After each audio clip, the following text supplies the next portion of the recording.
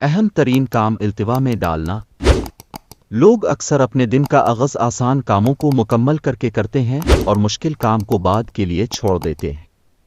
یہ کوئی اچھی عادت نہیں اور ایسا اکثر کرنے سے اہم کام مکمل بھی نہیں ہو پاتے۔ ایک تحقیق کے مطابق لوگوں کی قوت ارادی دن میں وقت گزرنے کے ساتھ کم ہوتی چلی جاتی ہے۔ ترجیحات نہ طے کرنا۔ کچھ لوگوں کا سوچنا ہوتا ہے کہ متعدد مقاصد طے کرنا کامیابی کے حصول کا بہترین راستہ ہے۔ اگر ایک ارادہ ناکام ہو تو دیگر کا تو انتخاب کیا جا سکتا، مگر یہ سوچ انتہائی ناقص ہے۔ ماہرین کے مطابق زندگی کے مقاصد کے حصول میں ناکامی کی وجہ ترجیحات طے نہ کرنا ہوتا ہے۔ ان کے بقول کم مقاصد کو طے کریں جو آپ کے خیال میں بہت ضروری یا نظر انداز کیے جانے کے قابل ہیں اور بس۔ اعتماد کی کمی۔ آنکھوں میں آنکھیں نہ ڈالنا، نروس جسمانی حرکات اور مضطرب ہاتھ پیر چلانا خراب باڈی لینگویج کی چند علامات ہیں جو اعتماد کی کمی کو ظاہر کرتی ہیں اور ناکام افراد میں یہ عام نظر آتی ہے۔ ملٹی ٹاسکنگ کی عادت۔ اگرچہ بیشتر افراد کا ماننا ہوتا ہے کہ وہ بیک وقت دو کام بہترین انداز سے کر سکتے ہیں، مگر سائنسی تحقیق سے معلوم ہوا ہے کہ صرف 2% افراد ہی مؤثر طریقے سے ملٹی ٹاسکنگ کے اہل ہوتے ہیں۔ باقی سب کے لیے ایک بری عادت ہے جو توجہ کی صلاحیت کو کم کرتی ہے اور طویل المیاد بنیادوں کے لیے ہمارے کاموں کو متاثر کرتی ہے۔ حد سے زیادہ منصوبے۔ بیشتر پرجوش اور منظم افراد اپنے دن کے ہر گھنٹے کی منصوبہ بندی کرتے رہتے ہیں، مگر یہ بات ٹھیک ہے کہ دنیا میں سارا کچھ منصوبہ بندی سے ممکن نہیں۔ بیماری یا غیر متوقع اسائنمنٹ پورے دن کے شیڈول کو کچرے کا ڈھیر بنا دیتا ہے۔ اس کے برعکس ہر روز کے 4 سے 5 گھنٹوں کی منصوبہ بندی کی کوشش کریں اور اس میں لچک کا عنصر بھی رکھیں۔ غیر ضروری کام۔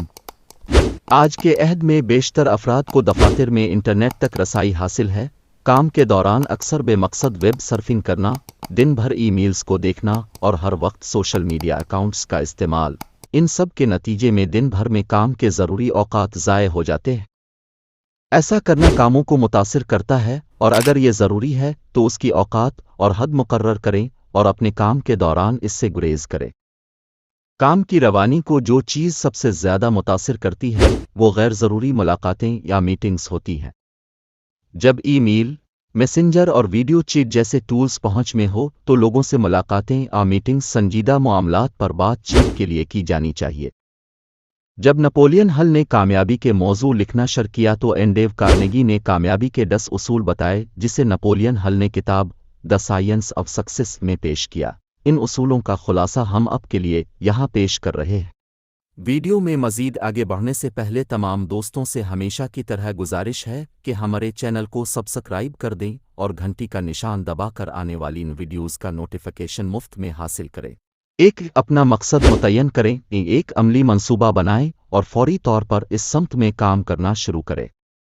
2 ایک ماہرانہ اتحاد تشکیل دیں۔ ہل کہتے ہیں کہ ایسے افراد کے ساتھ رابطہ رکھیں اور کام کریں جن کے پاس وہ سب کچھ ہے جو آپ کے پاس نہیں ہے۔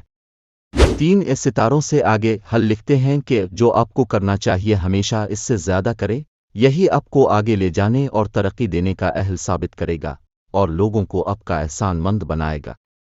4 عملی یقین کی مشق۔ خود اور اپنے مقصد پر اتنا زیادہ یقین رکھیں کہ آپ مکمل اعتماد کے ساتھ کام کر سکیں۔ 5 ذاتی مقصد بغیر بتائے وہ کریں جو آپ کو کرنا چاہیے۔ 6 اپنے تخیل کو مہمیز دیں، جو کام آپ پہلے کر چکے ہیں اس سے آگے سوچنے کی ہمت کریں۔ 7 جوش و جذبے کی صحیح ایک مثبت رویہ آپ کو کامیابی کے لیے تیار کرتا ہے اور دوسروں کی نظروں میں آپ کو عزت بھی دیتا ہے۔ 8 درست سوچیں۔ حل کے الفاظ میں درست سوچ کے حقائق کو تصورات سے الگ کرنے کی صلاحیت اور انہیں اپنے کام اور مسائل کو ٹھیک کرنے کے لیے استعمال کرنا۔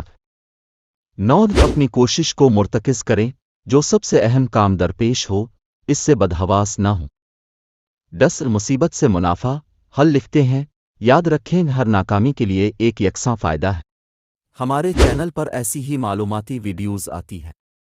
ایسی ویڈیوز مزید دیکھنے کے لیے ہمارے چینل کو سبسکرائب لازمی کریں اور گھنٹی کا نشان دبانا کو نہ بھولیں۔